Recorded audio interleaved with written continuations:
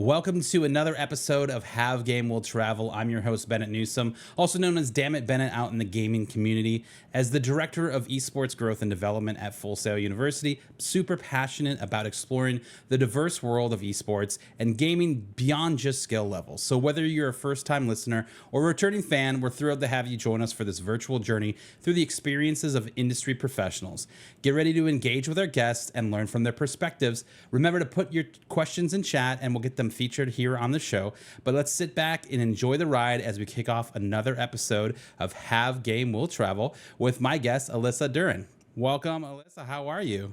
Hello, I'm doing so well. How are you? I am doing fantastic. Thank you so much for being here on the show. This has been honestly the strangest scheduling issue with the show here. Every time that we had booked you, a hurricane Yep. decided to come to Florida, and we're like, Yeah. okay, we'll postpone a week, and then Yeah. another hurricane Another came to hurricane? Florida and What are postponed us the again. I chances? know, like it's just I don't know. Maybe we take the off season during hurricane season here with the show because it I just seems to get in the way. But thank you so much for being available and coming on the show.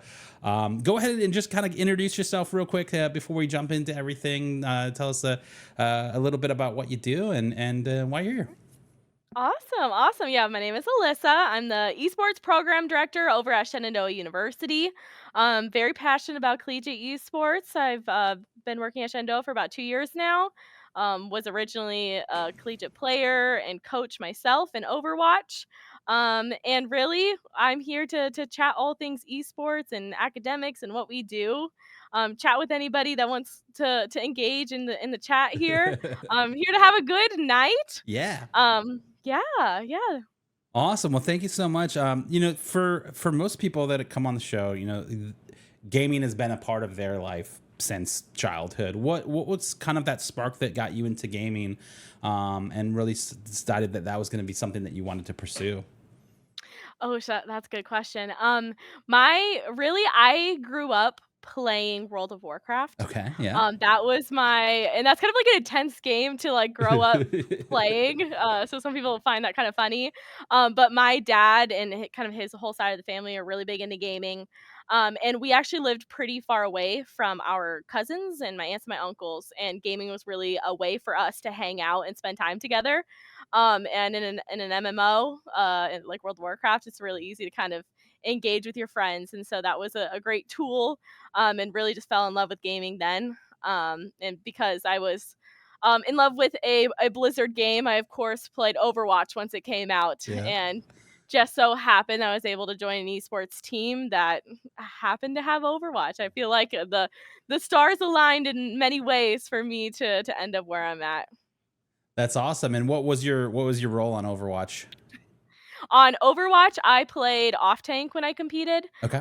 which doesn't really exist in 5v5 now. Right. But for any Overwatch fans, Overwatch Classic is out for the next 3 weeks, Okay. and I can go back to my old roots because that role is brought back and they're kind of arcade mode, so I'm excited about that.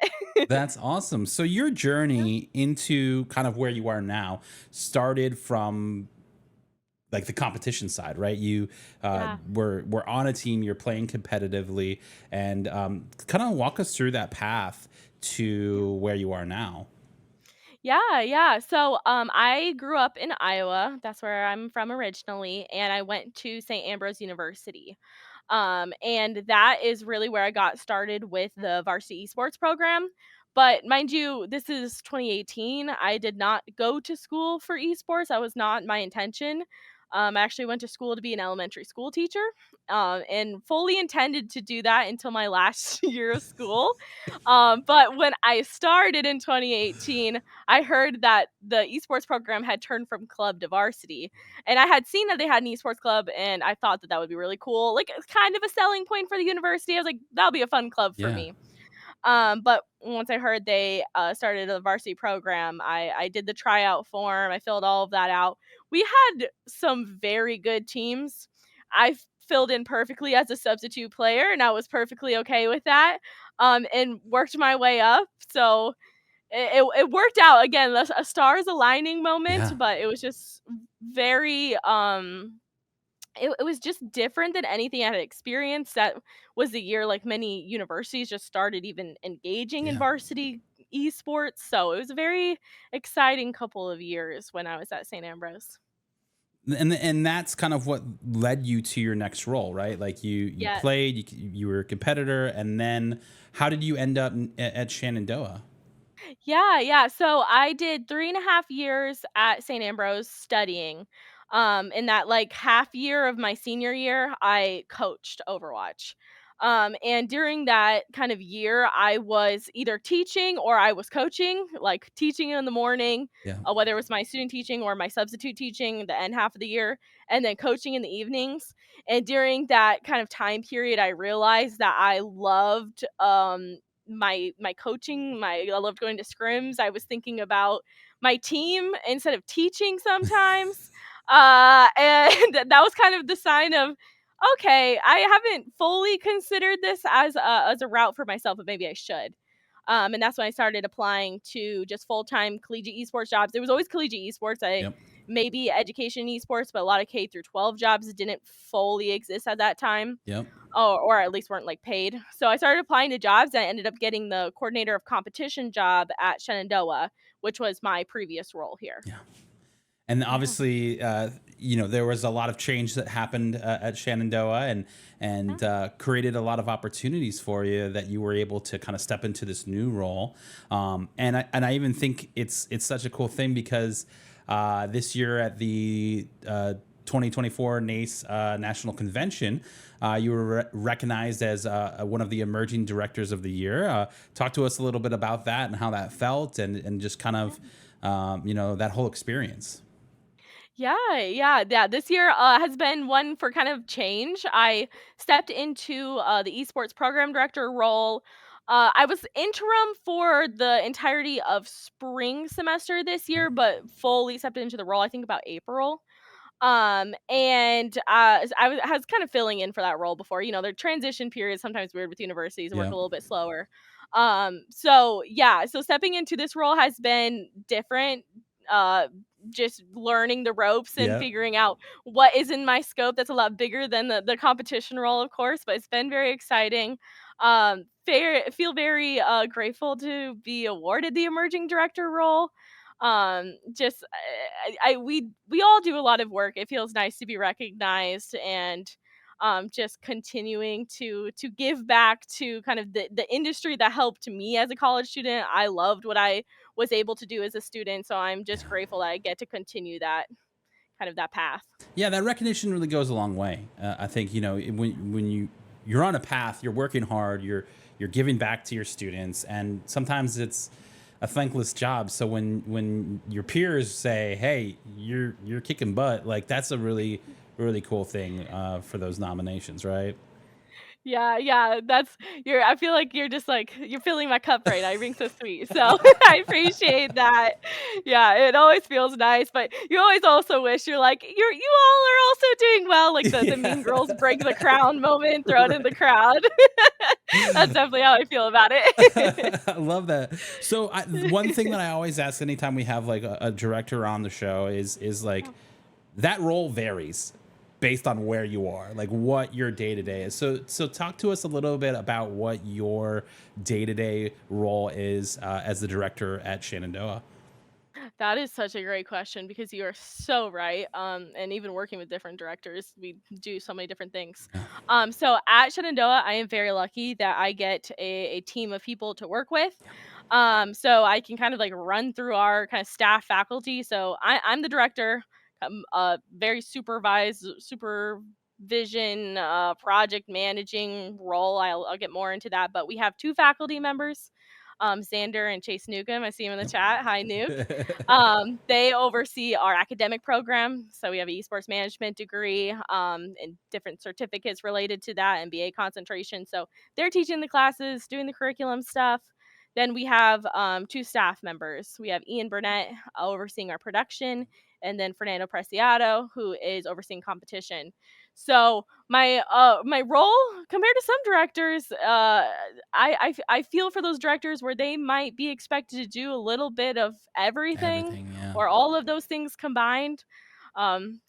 Kudos to you. I don't know if I could do it. Yeah. So I feel very blessed that I get the role that I have. So a lot of my role looks like, of course, coordinating these different groups and aligning our goals, but we engage in a lot of event management work, student experiential learning.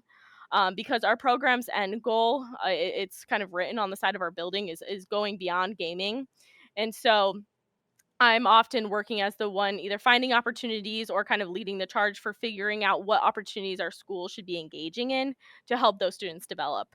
And of course, there's a career side, but there's also the community engagement on campus and working with higher admin with their goals and whatnot as well. Yeah, I like that. And you like that going beyond gaming because there's so much more. And that's what we always try to talk about is like, yes, esports competition, playing video games. Yeah, that makes a lot of sense. But there's just such opportunity in all of these different spaces that can lead you to in totally different types of careers. But that starting off point is really where it gets exciting because you've got people that are passionate about it and they want to take those skills that they've learned and transition that into Yeah. something fun. So I love that you guys have that same kind of motto.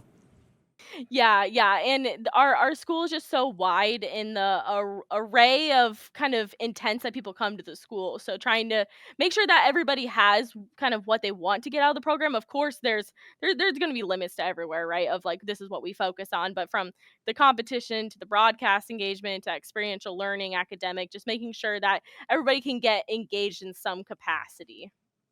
Absolutely. So we do have our first question from chat, and that comes from our good friend Alyssa, who is the Full Sail community manager here, and she asked, "What is the biggest challenge that you've faced since you stepped into the director role, and how have you kind of conquered that?" Yeah, that is a great question.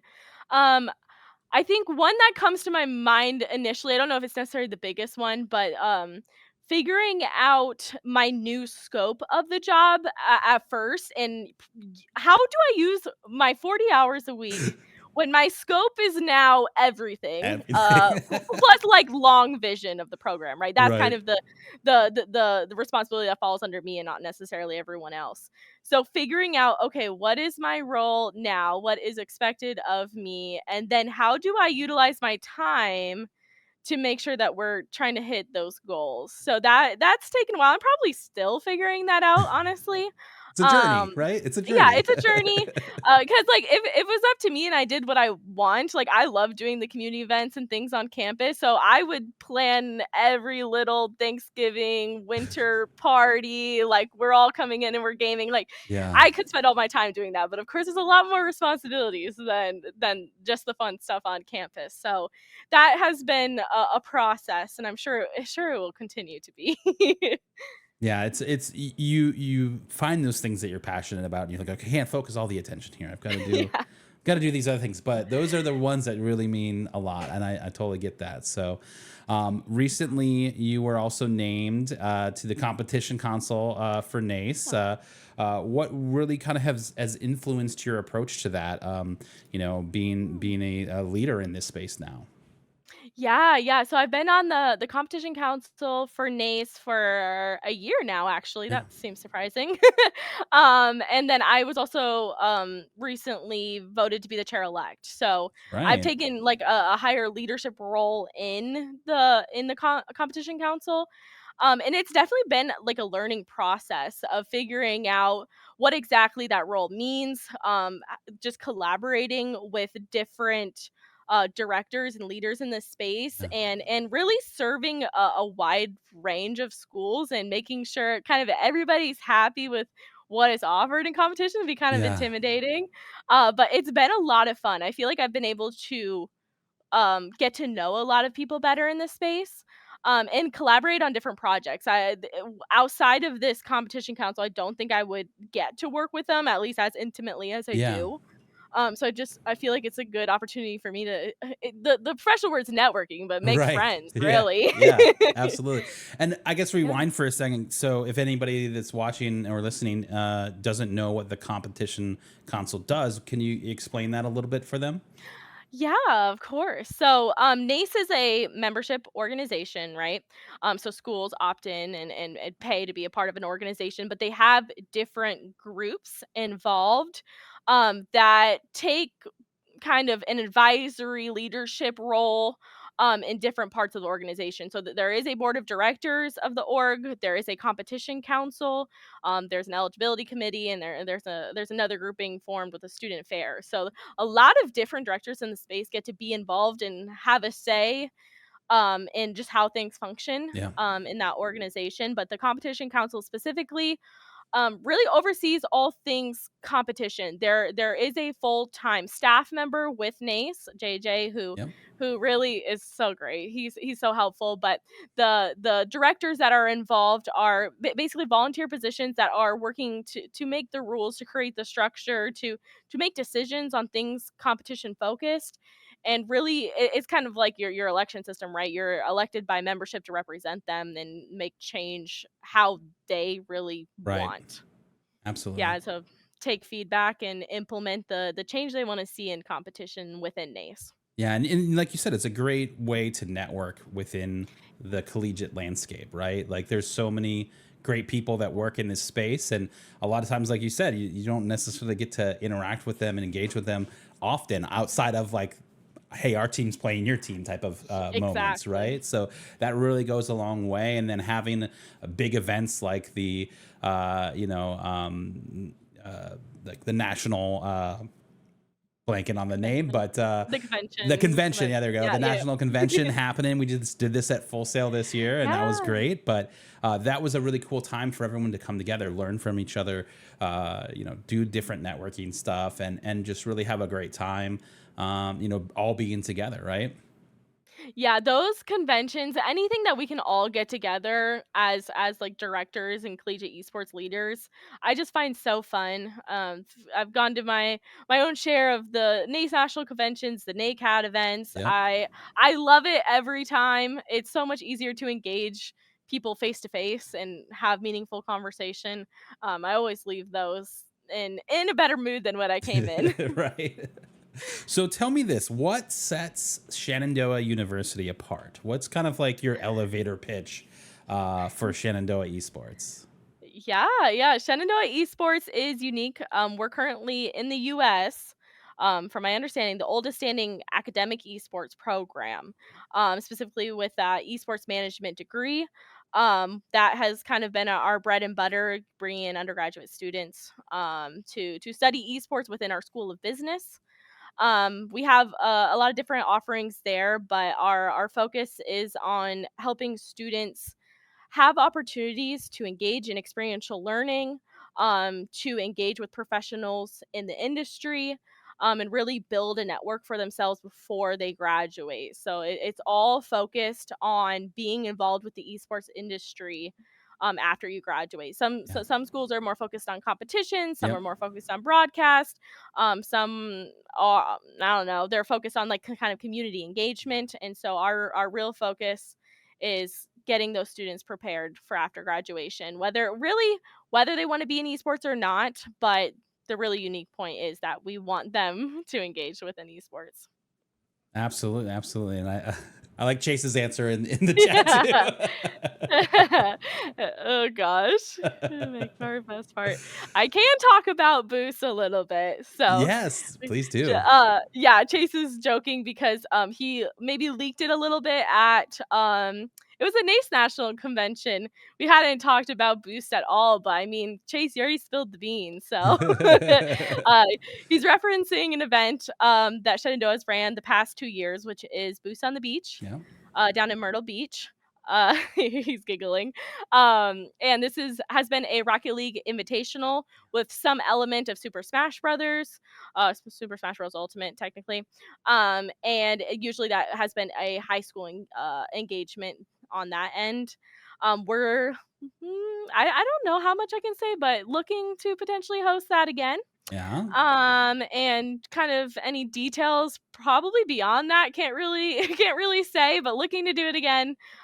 It's a great opportunity for our students. So in past years, we've taken up to around 20 students down to work the event in tournament organizing roles, broadcast production, casting, general event management and planning. It's a really fun environment to just be in general, but then they also get to work throughout the weekend and add something to their resume that's pretty unique. Yeah, that's fantastic. And this is something that you, again, have students working and running almost 100% with your staff overseeing, right? Yeah, yeah. So it's the event is in collaboration with Visit Myrtle Beach, Okay. their kind Yep. of tourism board, Yep. Chamber of Commerce. And Shenandoah is hired out to put on that event, and a big kind of reason why we're kind of given that opportunity is that our students get to learn from it.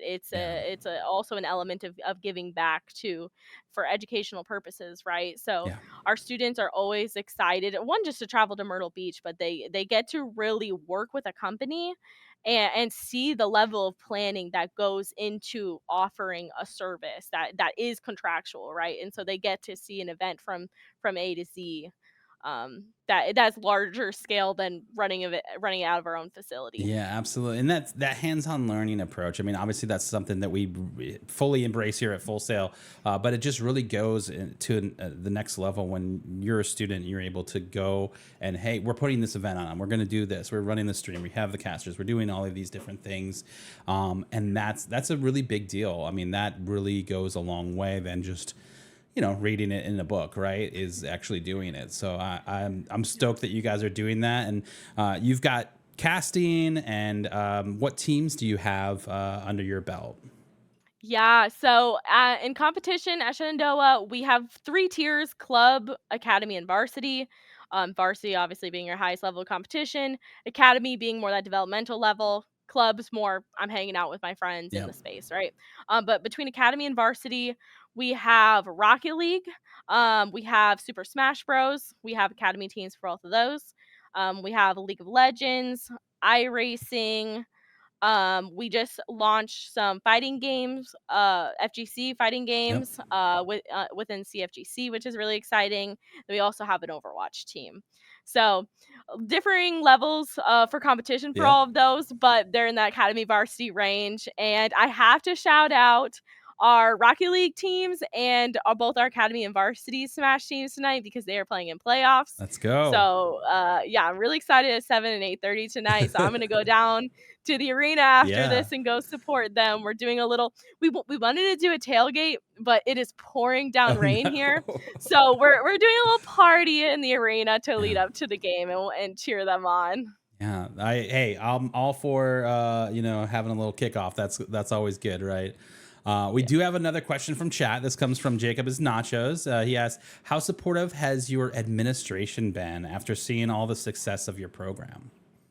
Ooh, yeah. I feel very blessed to have administration that even originally wanted to invest in esports. So the program started before I was here, but it was the administration that approached Joey initially that said we should have an esports program. This is something that schools are investing in. Like let's look into this. What would this look like? And so I feel like that's a very different approach than many universities, so they had that excitement initially, and obviously they were willing to invest to have one of the first spectator arenas in Virginia and to invest in staff that's more than just one person, right? Yeah. And so I feel very lucky on that end that they understand the value that esports can bring both as a recreational extracurricular, but also in the academic sector. Absolutely, yeah, and I think that's such a blessing. I know that full sales like that, having that total buy-in from your administration, right? So that really kind of helps you continue to move forward, right? Exactly, yeah, and there's always gonna be, like, learning opportunities with higher administration, like, yes, we have investment, we have resources, but sometimes I'm still teaching people how to spell esports, or I'm still explaining what makes an esport, I know you have this space, and I know you have these people, but, like, what are you doing? So, Hmm. as much as it's a grass is greener, maybe there's always learning opportunities Yeah, with absolutely. everybody. But yes, Absolutely. very, very lucky. So, how for yourself as a leader in this space, how do you approach building a strong, but more importantly, like a supportive culture for your esports program? Ooh, that is a good question. I guess supportive environment. I think I take a very kind of educator approach to Hmm. this question, or this initiative, I guess, in my program. And that's being one, I want to be an example for any student, staff that I'm working with. I want them to know that they can come and talk to me. I want them to know what resources are available, whether it's from me or the university or elsewhere. So one, just like living and being that example, but also making processes where people can engage. I think a big thing is opening communication channels.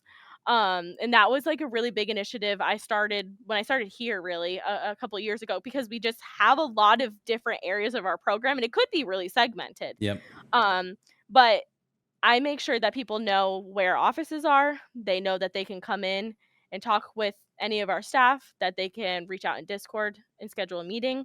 But we also have more formal processes. We have biweekly town hall meetings. And we've like I kind of played around with what processes work. That used to be every week. Then we went to monthly. Found the sweet spot is biweekly. Yeah. And having just a time to share information about what's going on in the program, but also get feedback, and being willing to take feedback. Sometimes not everything is what you want to hear, Yep. but showing the ability to give feedback constructively and how to ask for things. I can mirror that, or it's not mirror. Um, what's the word? Show them how to do that in our town Yeah. hall meetings, right? Saying like, "Hey, this is something that I've noticed that I think we should change, and this is why." And then they could do it back to, "Hey, this is something that I've had a problem with. Is that something Right. administration can help me with?" And I found that to be a very useful tool. And then of course just open communication with like events coming up, having meetings about it, meeting with students, checking in. So there's kind of a mixture of formal processes and informal. Yeah. But I think students at the end of the day pick up on if you are trying to engage with them or you're trying to be supportive, and being able to admit your mistakes if you do mess up in a way. I Hmm. think students can really like see your heart in that way. So if you're genuinely working to try and better things, I think students will recognize that. Yeah, I like that, and then I think that's an important part. What you mentioned is like not only showing them how, hey, I've noticed these things, right? But also then listening to what they're saying. And sometimes it's hard to not take it as criticism, right? Like, hey, we're experiencing these things, but then you're like, okay, let's try to bring it back and meet on the same page. And that's really important. I like Yeah. that. We do have another question here from chat. We've got tons of questions from chat today, which is awesome.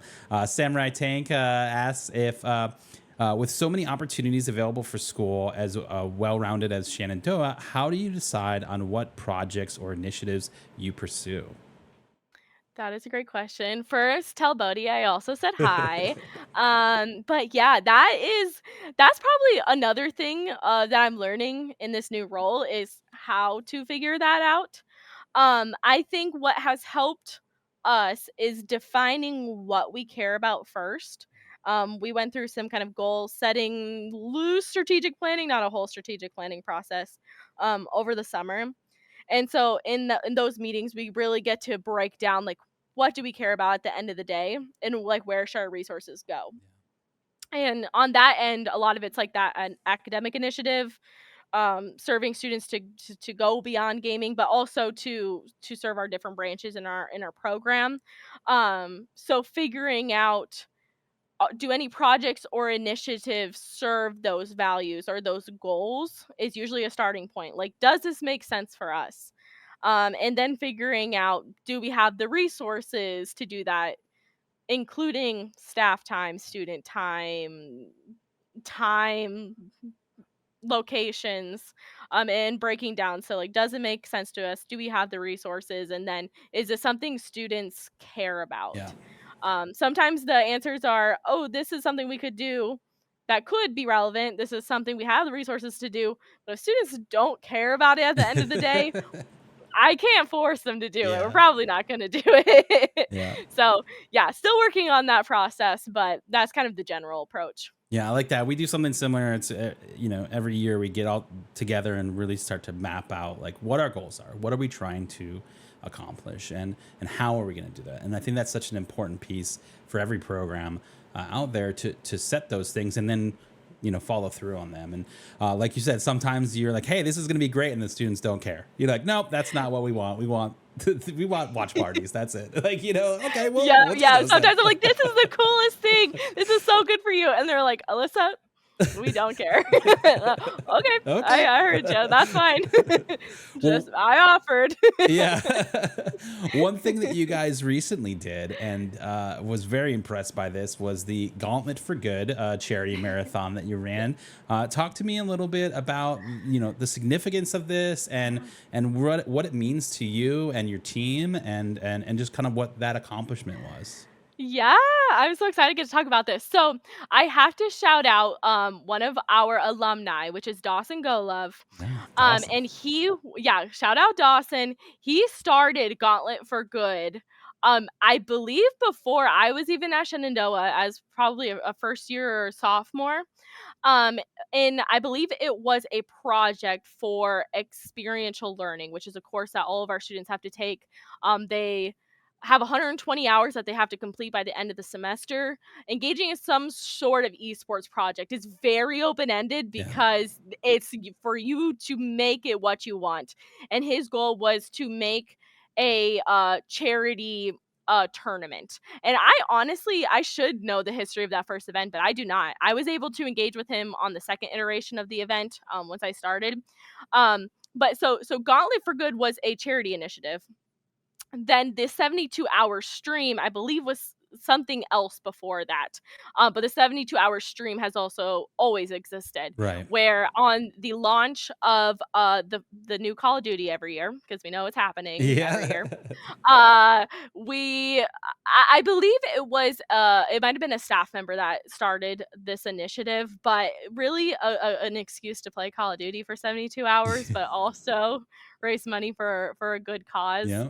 And they raised money for that. So these two ideas really morphed into one, where the students and the staff come together to put on this initiative. So the past 2 years, those have morphed into one. And this past year, new Call of Duty is announced. Everybody's saying, "Hey, when's Gauntlet for Good? Yep. What shift do I get to work?" Which is insane to me. It starts on this year. It started like Thursday, Friday morning at Yep. midnight, and they streamed until Sunday night at midnight. And each year it's a different charity they choose to support. So this year was American Cancer Society, and they come up with some ridiculous initiatives to get people to donate. This year was a lot of pieing, Yep.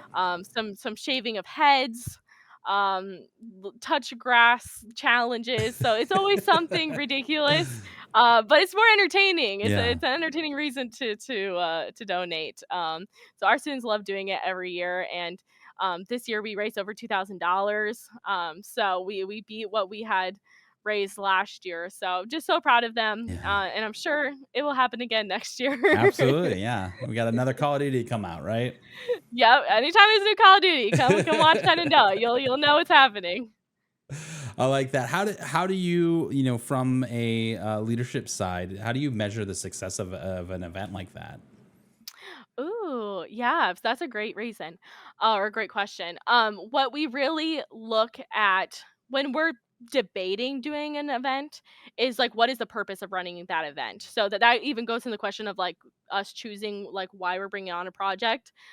Any event that we are debating on, proposing, a student comes up with the idea, I always make them put in like the why should we do this? Like, what do we get out of it? Is it student experience? Is it raising money for a good cause? Is it engaging the local community, engaging students on campus? Like what is the reason behind it? And that's really important to us. I like that, and I think it's awesome. I didn't know that Dawson had a hand in helping found that event, or being a founder of that event. I guess Yeah. it's so funny because I've seen Dawson. He's probably the first person I ever met from Shenandoah, but I've always see him on the road. And I always hear, "Hey, Mr. Newsome," and I'm like, "Who?" No one ever calls me that. Is that Dawson? And of course, it always is. Yes, And so he's so polite. he's so polite. He's such a great guy. Uh, Great to learn that that is something that Dawson had a hand in, and that you guys are yeah. continuing on that as you move forward, which is really cool. Outside of the Gauntlet for Good, do you have like a memorable story, maybe from one of your students that really highlights the impact of what Shenandoah Esports is all about? Ooh, that is a good question. I know it You're would be just easy full to of good say, yeah. I questions. feel like it would be easy to be Yeah. like, well, Gauntlet of Good, Yeah. Bennett. Come on, Yeah, yeah, like, yeah. Um, I find the most fulfilling, this is kind of an adjacent answer. The most fulfilling part of working collegiate esports is seeing the student development side of things, right? And I can think of a student, and this isn't even like, I would say our bigger goals to go beyond gaming, oftentimes that career focus, but this is like a person development, yeah, where we had a student come in, and they struggled a little bit with the initial transition into school. You're away from your parents for the first right, time. You're living in this weird town. Like, where am I?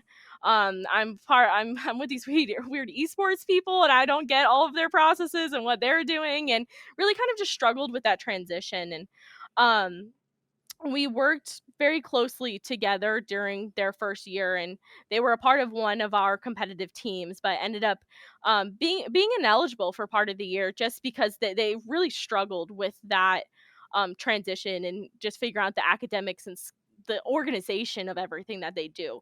But we really got connected with our processes in our program, with like going to study all, having check-ins, having grade reports, and of course, like, emotionally, like, hey, if you need a break from the team, like, that is something that is acceptable. Like, don't stress about not being on the team this semester. And of course, connecting with resources on campus. And we worked really closely together during that semester and the following year. And this student has become, if you showed me this person compared to this student in the first year, yeah, I would not believe that they are the same person. um, this student is a top competitor. They're succeeding in their classes. They're engaging with people on campus, and has such a good friend group, and is so friendly. And I just can't believe that that was the outcome of all of the work that we put in.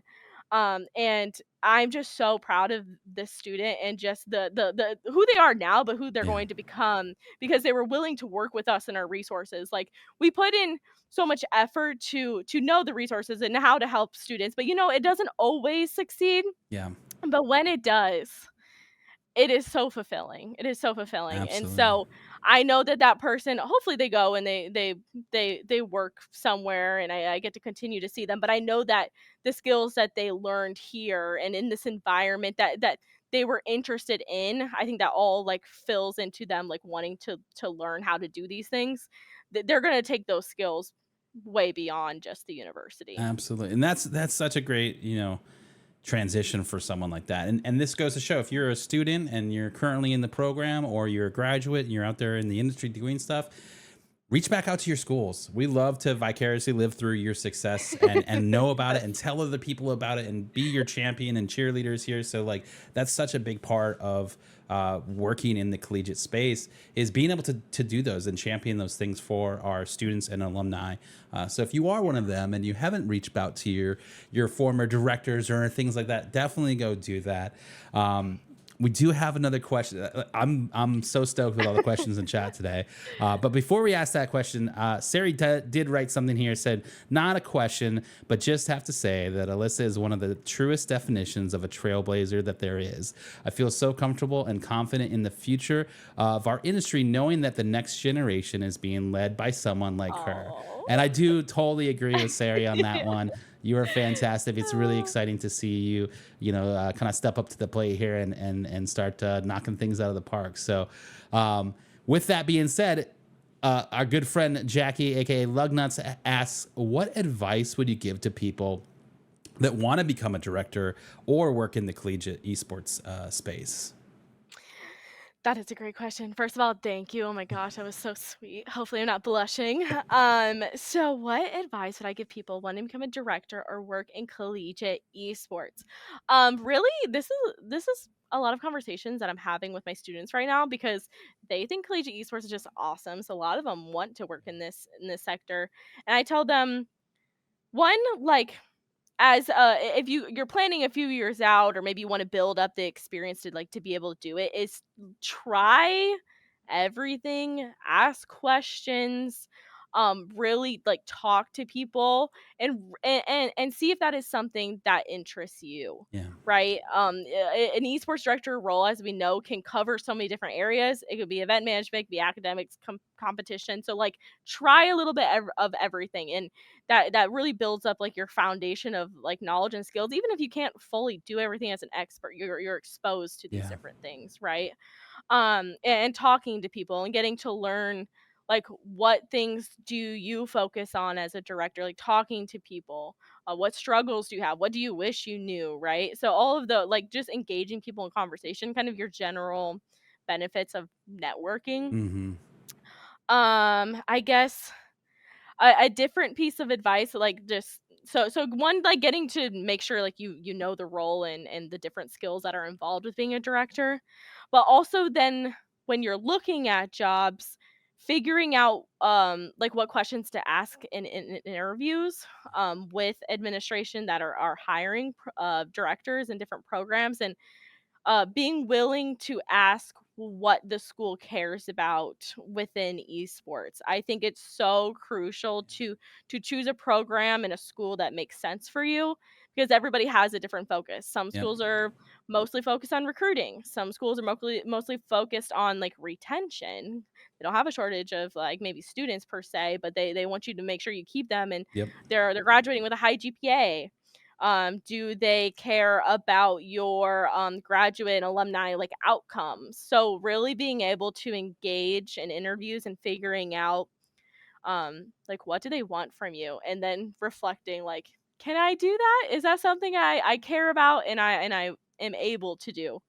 I think is a very important part in taking on a role. Yeah, absolutely. And I totally agree with you because there are so many different types of programs out there. Yeah. And if you've never been in any sort of recruitment position before, that is a brand new experience for you. And if that's the goal, that is tough. And that is a whole job in itself. And so that I think that's fantastic advice. Understand what each university's goals are because it may not align with, while it could be, hey, I can get my foot in the door, I can take this job, it may not align with what your skills are. And so may not always be the best, or maybe you're up for the challenge of, hey, I'm going to figure this out, and Exactly. that works that way too. But obviously the industry at the collegiate level is thriving.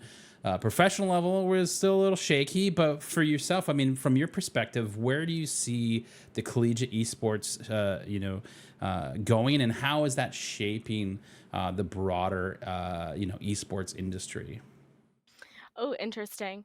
So I've been involved with collegiate esports since 2018, and I've seen it really grow very quickly from 2018 to 2020, 2022 even. And then we've seen like everyone's calling it, the esports winter. And Yeah.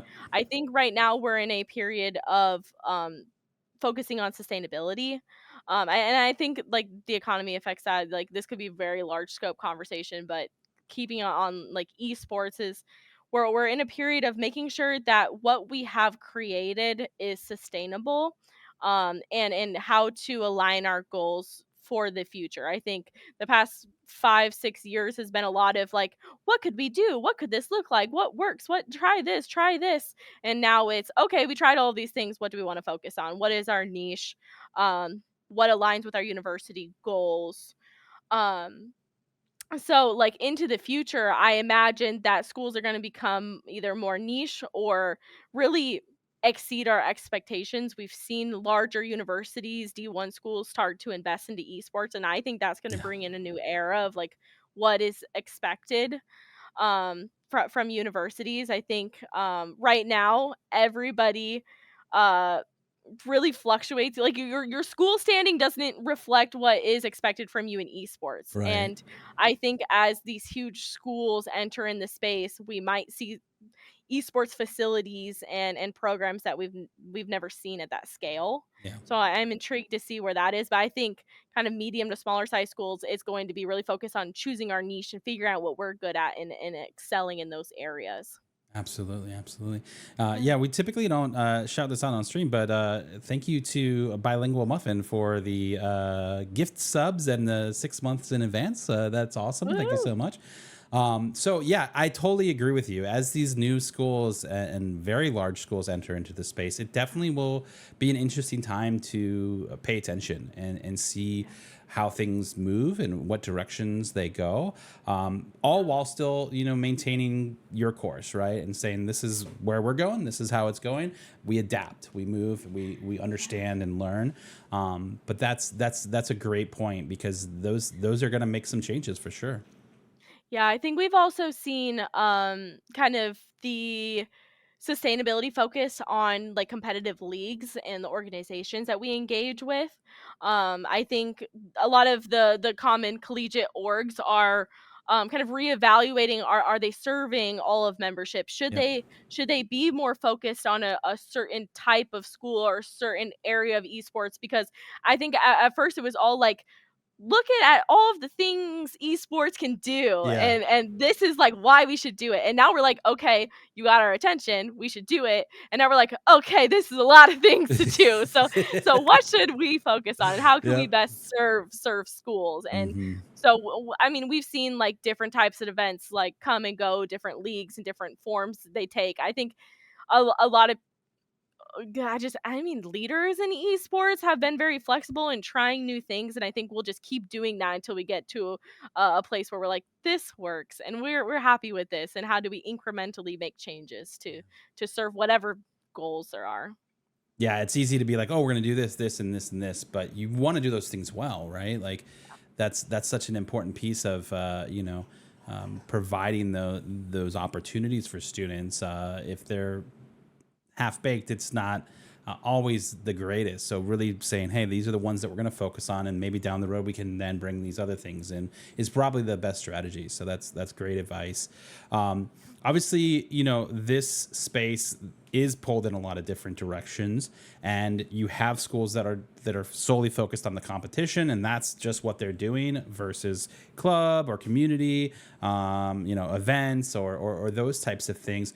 What advice would you give to brand new collegiate institutions that are starting their program? What advice would you give them?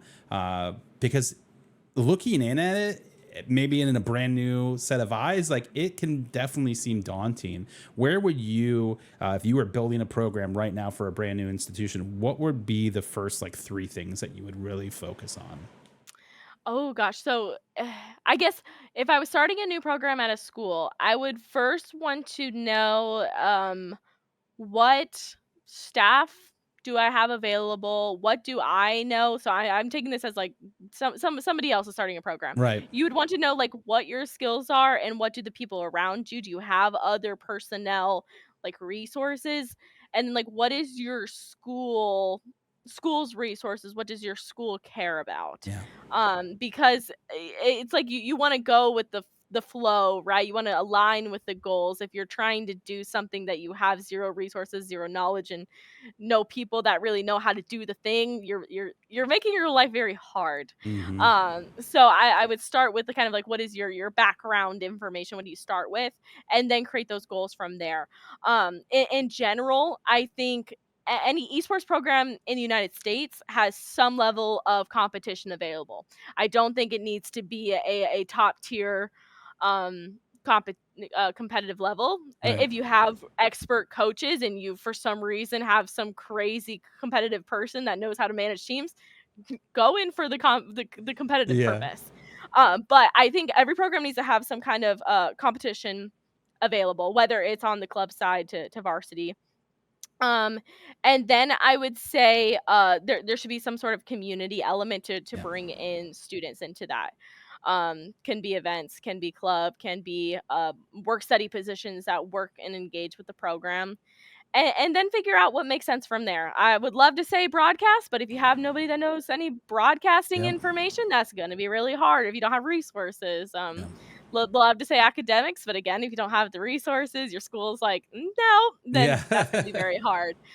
So I would say is to start with the competition community side and then see what really makes sense from there. I love that you had the inclusion of community, because that is such an important part, and sometimes I feel like it's something that some programs kind of gloss over is how important that is to the stability of what you're doing from an esports perspective. And so I'm really glad that was on your list, right? Like that community, taking care of those students that are want to be involved, they want to participate, and I think that even grows from there. You see students blossom when they first come in. Maybe they're shy and they're oh, I like this, I want to be part of this, and then now they're volunteering at every event. Now they're trying to set up things. They're taking leadership roles in the club. Like those are such huge opportunities for students, and really things that can help continue them and their growth on their journey. So I love that is something that you included, with the three, right? The three plus Of a course. couple others, right? But Yep. that's so good. Obviously, that community aspect is really important, and that goes into that further idea of like how important diversity and inclusion are in collegiate esports, providing a space for students, and that they feel accepted in. How do you guys approach that at Shenandoah? Yeah, I think this is like a multifaceted approach, right? Yeah, I can sit here and make all of the initiatives, but I think a big focus of making sure students feel welcome and want to be a part of it is just in general how you approach any students. yeah, So one, our facility is open to all students on campus. It doesn't matter what degree you are. You don't have to be on a team.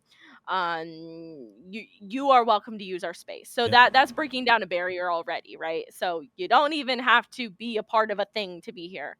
And then kind of embedded into like our admin approach to students, our code of conduct for our players, for any of our work study is just your general like we are here to be professionals in the space. That is our goal.